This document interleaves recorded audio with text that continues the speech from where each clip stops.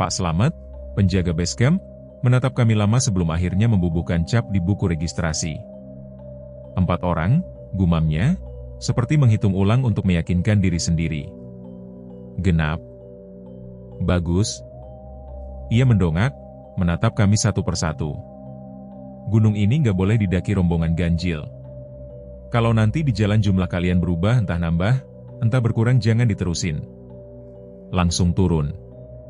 Gak usah nunggu subuh, gak usah nunggu terang. Aku pikir itu cuma basa-basi khas penjaga base camp, semacam mantra pembuka sebelum melepas pendaki. Bara, sohibku sejak SMA dan yang paling berpengalaman di antara kami berempat, cuma tersenyum tipis. Siap, Pak. Sasti mencubit lenganku pelan begitu kami melangkah keluar dari pos registrasi. Serem, ya, ceritanya. Namanya juga cerita gunung, kataku. Semua gunung punya cerita begituan. Ega, yang jalan paling belakang sambil membetulkan tali carrier-nya, cuma diam. Sejak ibunya meninggal 3 bulan lalu, dia memang lebih pendiam dari biasanya. Kami ngajak dia naik justru supaya dia nggak kelamaan sendirian di kos. Sampai pos 3, semua berjalan normal. Jalur cukup ramai, beberapa rombongan lain berpapasan, saling menyapa, salam lestari, berbagi info soal sumber air yang masih ngalir dan yang udah kering. Kabutnya datang tiba-tiba. Bukan kabut tipis yang biasa turun pelan-pelan, ini seperti tembok putih yang jatuh dari langit sekaligus. Dalam hitungan menit, jarak pandang kami nggak lebih dari 3 meter. Pegangan tali sama-sama, teriak Bara, suaranya teredam kabut. Jangan sampai kepencar. Kami berpegangan tangan membentuk rantai. Tapi entah kenapa, jalur yang tadinya jelas terasa berbeda di bawah kaki lebih curam, lebih berbatu. Aku ingat menginjak sesuatu yang longsor sedikit, ingat sesaat kehilangan pijakan, ingat Sasti berteriak namaku. Lalu kabut itu surut secepat datangnya. Kami berdiri di jalur yang sama, di dekat papan kayu bertuliskan pos 3, seolah nggak terjadi apa-apa. Aku menghitung ulang, memastikan. Bara. Sasti. Ega. Aku. 4. Kompak banget, kaget bareng, kata Bara, mencoba bercanda, meski suaranya masih agak gemetar. Kami belum sempat lega sepenuhnya waktu seseorang muncul dari balik pohon cemara di pinggir jalur. Laki-laki itu mungkin berumur 50-an, mengenakan jaket lusuh warna hijau tentara dan carrier tua yang modelnya udah nggak diproduksi lagi. Kabut kayak tadi bisa bikin orang muter-muter nggak sadar, katanya, seolah kami udah kenal lama. Untung saya lewat sini. Nama saya Broto. Biar saya antar sampai pos berikutnya. Sasti melirik ke arahku, ragu-ragu. Kita kan udah berempat, Kak. Katanya tadi. Itu buat rombongan resmi, potong Broto, cepat, hampir sebelum Sasti selesai bicara. Yang daftar di buku. Saya cuma nemenin sampai aman. Ada sesuatu di cara dia jawab terlalu siap, terlalu hafal yang harusnya bikin kami curiga. Tapi hari udah makin gelap, kabut bisa turun lagi kapan aja, dan seorang pemandu dadakan yang hafal medan terasa kayak berkah, bukan ancaman. Kami jalan lagi. Berlima sekarang. Malam itu jadi malam paling aneh dalam hidupku, walau butuh waktu lama sampai aku ngerti kenapa. Jam di HP-ku nunjukin jam 8 malam waktu kami lewat pohon cemara kembar yang batangnya melintir jadi satu pohon yang sama. Aku yakin, yang kami lewati setengah jam sebelumnya. Papan penunjuk pos 4 muncul 2 kali, dengan jarak tempuh diantaranya yang gak masuk akal singkatnya. Napasku mengepul di udara meski Broto bilang suhu masih biasa aja buat ketinggian segini. Ega jalan makin lambat, makin sering nengok ke kabut di sisi jalur yang gelap. Lo kenapa? Tanyaku. Dia nggak langsung jawab. Kayak ada yang liatin, katanya pelan. Dari tadi. Broto, yang jalan di depan, berhenti tanpa balik badan. Kalau nanti kalian dengar nama kalian dipanggil dari kabut, katanya, datar, kayak baca instruksi yang udah dihafal ribuan kali. Jangan pernah nengok. Jangan pernah jawab. Siapapun suaranya. Walau itu suara orang yang paling kalian kangenin. Gak ada yang tanya kenapa. Mungkin karena semua dari kami, di titik itu, udah cukup takut buat gak mau tahu jawabannya. Suara itu datang sekitar 1 jam kemudian, waktu jalur menyempit jadi tanjakan tanah becek diapit semak-semak tinggi. Ega. Suara perempuan. Lembut, dari arah kabut di sisi kiri jalur.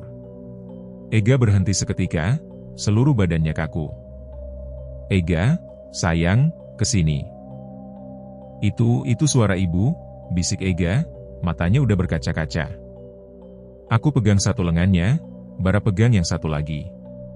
Bukan, ga, kataku, berusaha nahan suaraku sendiri biar gak ikut gemetar.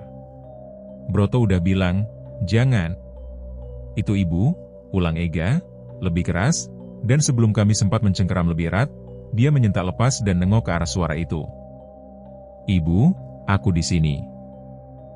Kabut di depannya kayak menelan bentuknya sendiri. Gak ada teriakan, gak ada suara jatuh, gak ada apapun. 1 detik Ega ada di situ. Detik berikutnya cuma ada kabut putih kosong dan jejak sepatunya yang berhenti di tengah langkah, seolah dia lenyap di udara sebelum kakinya sempat menapak lagi. Sasti menjerit. Bara manggil nama Ega berkali-kali sampai suaranya serak, maju beberapa langkah ke arah kabut sebelum aku narik dia mundur refleks, meski aku sendiri gak yakin tanganku benar-benar nahan apapun. Broto berdiri diam, gak ikut panik, gak ikut nyari. Ketenangannya lebih ngeri daripada kalau dia ikut menjerit. Dia udah gak bisa ditolong, katanya akhirnya, pelan. Apa maksud lo? Bentak Bara, mencengkeram kerah jaket Broto. Broto gak ngelawan, gak marah. Cuma natap Bara dengan mata yang kelihatan udah terlalu lama capek. Kita harus terus jalan. Berhenti di sini lebih bahaya. Kami sampai di dataran kecil yang gak ada di peta manapun yang pernah aku lihat rumput pendek, dikelilingi batu-batu yang disusun rapi, beberapa di antaranya diukir nama dan angka tahun yang udah pudar dimakan lumut. Sasti, mungkin karena butuh sesuatu yang terasa nyata buat dipegang, jongkok dan mulai baca nama-nama itu satu-satu dengan suara bergetar. Sampai dia berhenti di satu batu. Broto. Broto Wijayanto. 1994. Dia mendongak. Ini nama kamu? Untuk pertama kalinya sejak muncul, Broto kelihatan lelah bukan lelah fisik, tapi lelah yang lebih dalam dari itu. Saya hilang di gunung ini tahun 1994. Kabut, pos 3, sama kayak kalian tadi. Bedanya, saya nggak seberuntung kalian pas ngitung ulang. Dia diam sebentar. Sejak itu saya di sini terus. Nemenin yang kesasar. Kadang berhasil nganter mereka balik ke jalur asli. Kadang, dia nggak nerusin kalimatnya. Nggak perlu. Terus Ega gimana? Tanyaku, meski separuh diriku udah nggak yakin mau denger jawabannya. Broto natap aku lama sekali sebelum jawab. Bukan cuma Ega, Rian. Namaku, keluar dari mulutnya, terasa kayak pukulan yang aku nggak siap. Waktu di pos 3, katanya, pelan, hampir dengan belas kasihan, yang kepencar bukan cuma sesaat. Bara, Sasti, sama Ega balik ke jalur bertiga. Kamu nggak? Dia natap ke arah Bara dan Sasti, yang berdiri kaku, nggak natap aku, nggak natap ke arahku sama sekali sejak tadi dan baru sekarang aku sadar itu. Mereka udah manggil nama kamu dari tadi, Rian. Dari sejak pos 3. Kamu aja yang nggak dengar, karena kamu ngerasa kamu masih jalan bareng mereka. Aku nengok ke Sasti. Mulutnya bergerak, manggil namaku ke arah kabut kosong di sampingku, bukan ke arahku. Air mukanya remuk oleh takut dan harap yang udah hampir habis. Aku coba pegang tangannya.